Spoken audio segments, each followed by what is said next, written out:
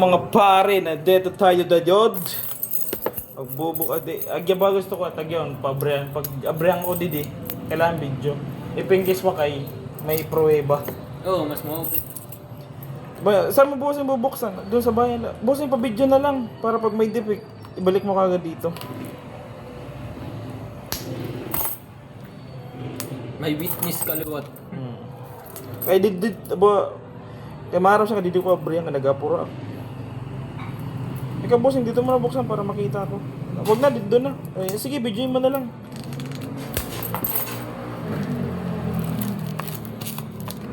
Vision mo, malapit ka lang.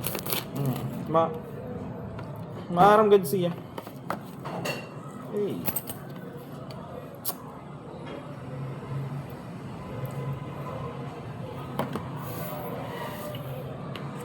Tube type. Pero man itong 750.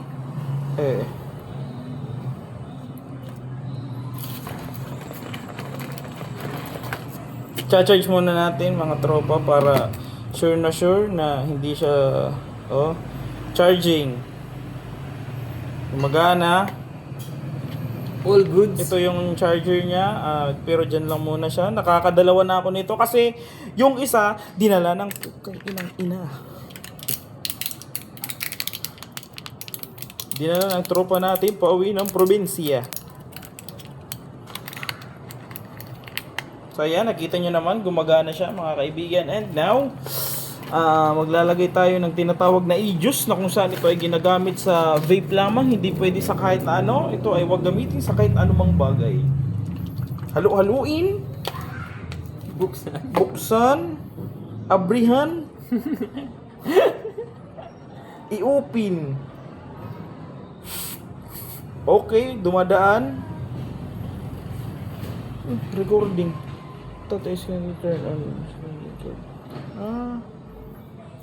Bubot nga natin ng juice. Punuin.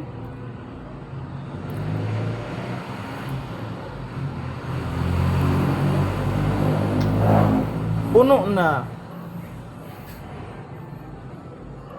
Trapuhan.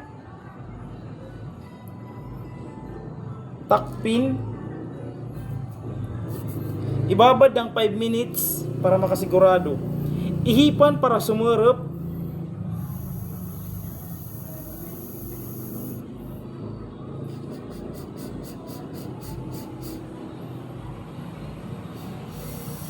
Dapat yung juice pumasok sa coil para pag nag-burn, hindi maboburn.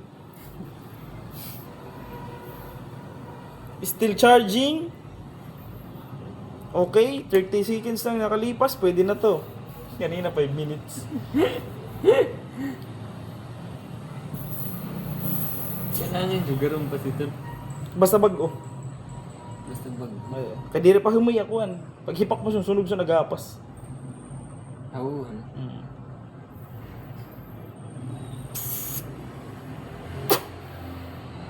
Ito na. Hindi mo na lugon. Ito na. Dapat umagi gid siya.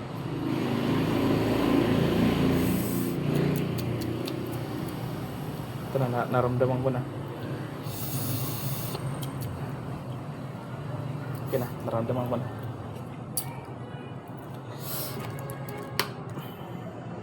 Ibutang, baliktad, hup-hupun. Solid. Damn, bro.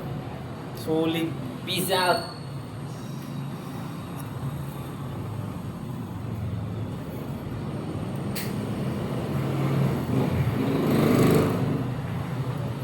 Parang hindi lang yung nasa luto ko na rin ito na ba? Magtagal na lang.